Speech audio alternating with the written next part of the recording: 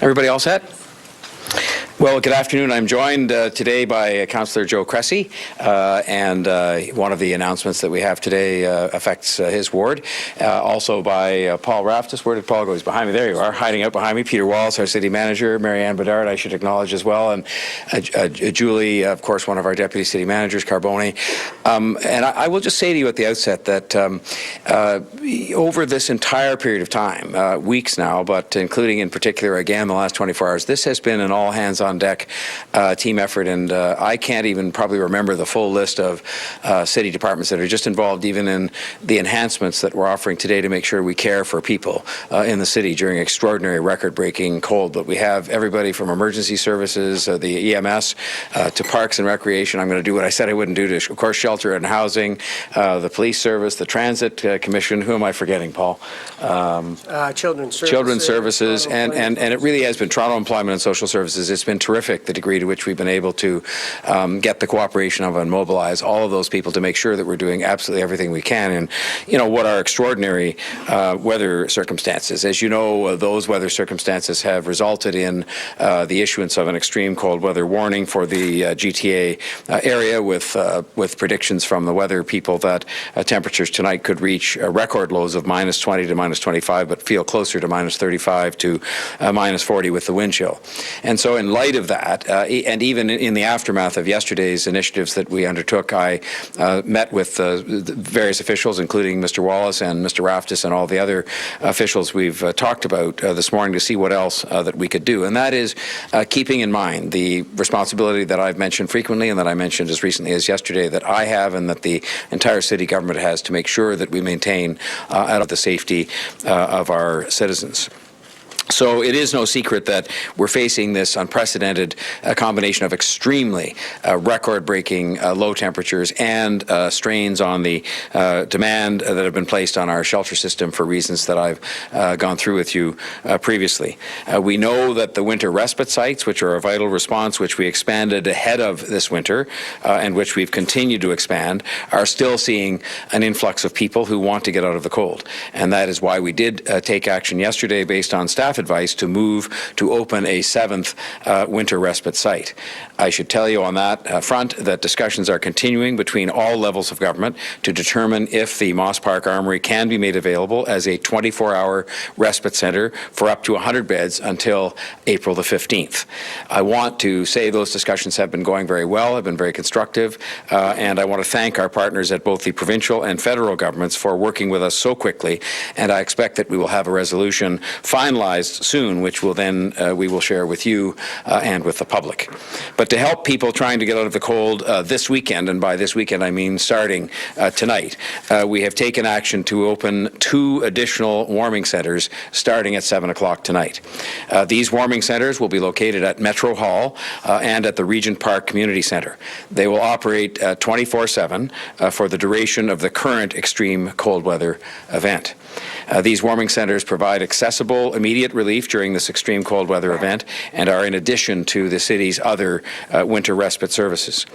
People will find a warm, welcoming place to come in and get out of the cold, to get a hot beverage, and we will have shelter staff and Toronto paramedics located at both of these additional sites.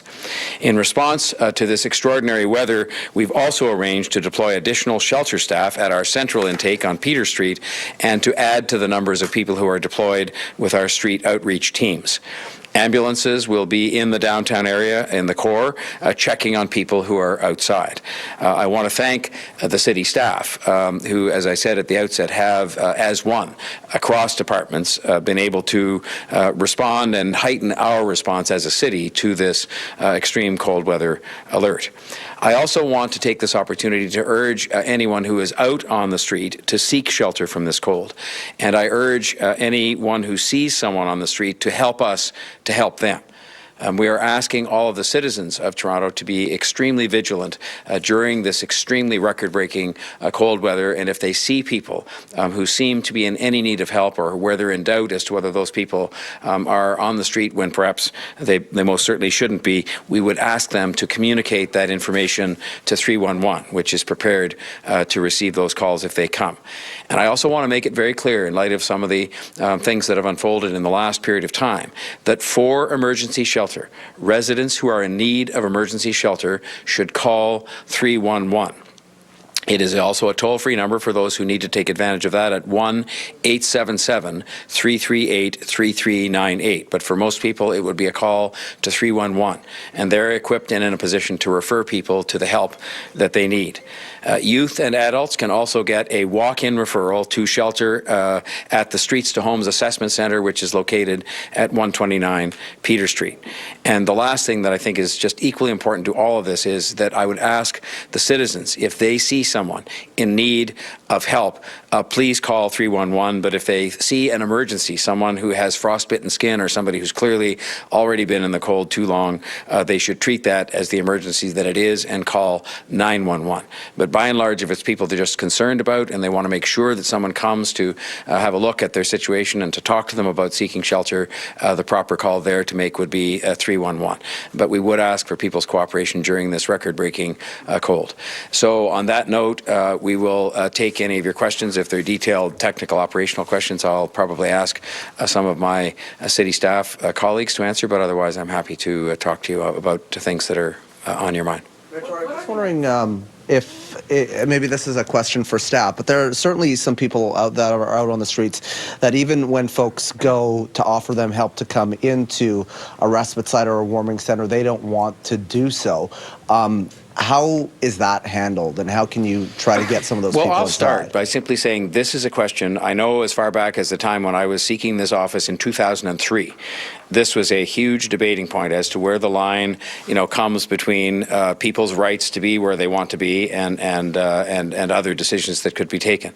And I think that pretty consistently since that time, what the city government has done is to make sure there are teams of people that we call street outreach people who go out every single night during these cold weather months and talk to those people who they can see, obviously, in different places on the street, and urge them to get help and to offer to take them to help, meaning some kind of a shelter. But when those people respond, and I've been out on those missions and listened and engaged in those conversations with people, and they say, no, thank you. And they're usually very polite. They're not sort of adamant about saying no, but they're just very firm and polite in saying they don't wish to have that help. We have adopted the approach of saying, well, that is their choice, and that we keep an eye on them through the street outreach. And as you could see from the numbers last night, I think I'm right in saying there were 14 people who were specifically approached by our street outreach teams and offered help and offered assistance getting to shelter, and those people politely declined that offer of help. And so the debate that goes on is, well, should you have the power to arrest those people? If you arrest them, where are you going to take them? Are you going to take them to jail, which is where they don't belong? They've done nothing to warrant being in jail. Are you going to take them to the hospital where they could check themselves out 15 minutes after they were checked in?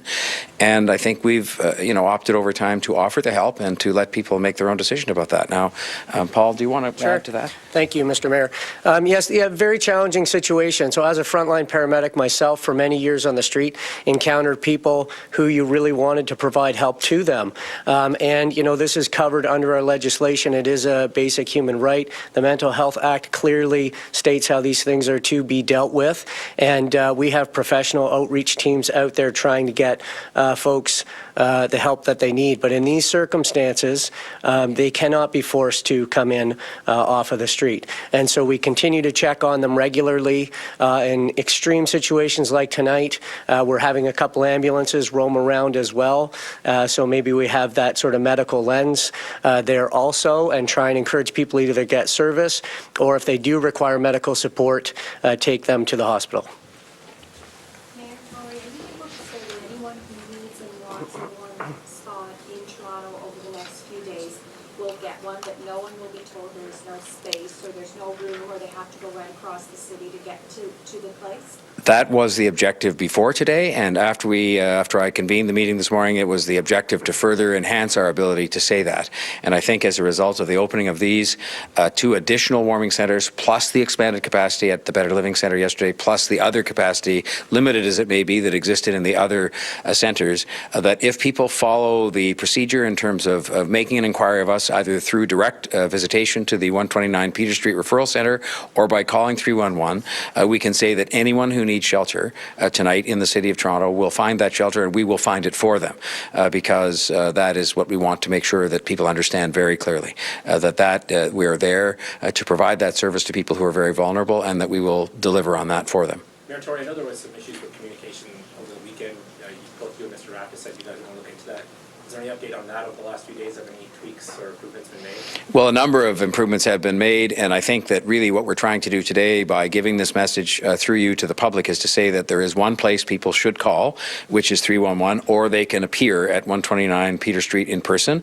And I think by having it very clear that they can call 311 where there are resources in place, we've ensured that, and instructions that have been given to make sure that when those calls come from people seeking shelter, they will be properly referred within the context that I just said, which is that we will not be saying to people who make those calls, there is no space for you. We will in fact be able to give them a positive answer that the closest space we can help you get to is this space, and make arrangements to get them there. When it comes to technology, do you think that there needs to be, because, occupancy numbers were kind of a little bit all over the place in terms of getting what is the exact number? Is it at the 4 a.m. number, or is it at the 11:30 number? Do you think there needs to be an overhaul when it comes to technology, when it comes to knowing the exact amount of occupancy that is available? I will make a comment on this, and then I'll ask Paul if he wants to comment. But I think the very fact you heard him indicate that he's going to conduct a review before the Ombudsman even said she was going to do so indicates that there is some need to have a really hard second look at this system, or maybe it's a third look.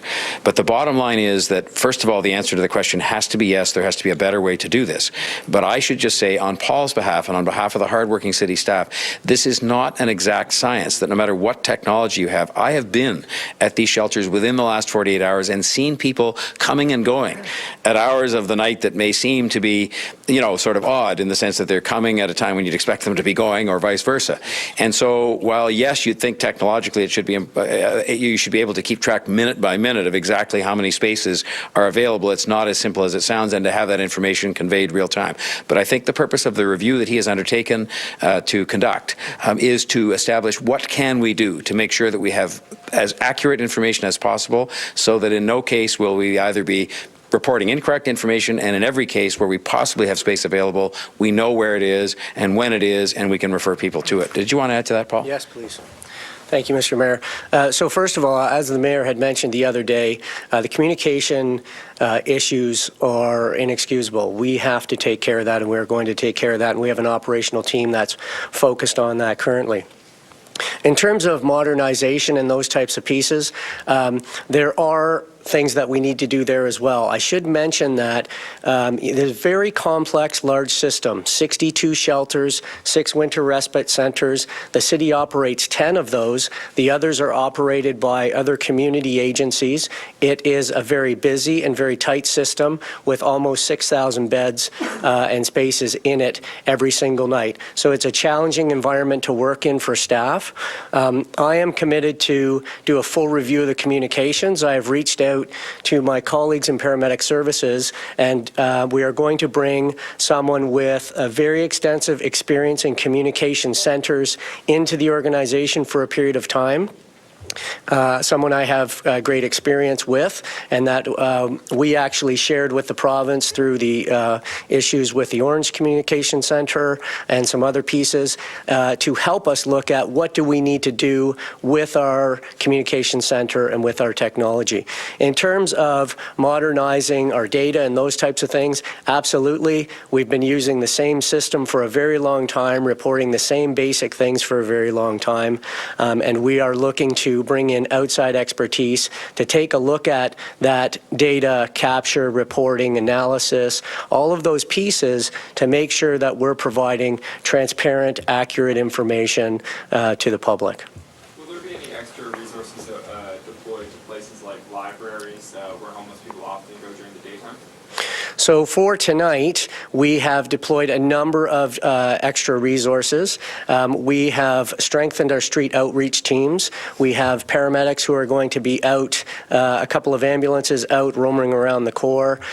We are sending resources from a number of divisions. Thanks very much to my colleagues from Children's Services, Parks, Forestry and Recreation, to the two warming centers.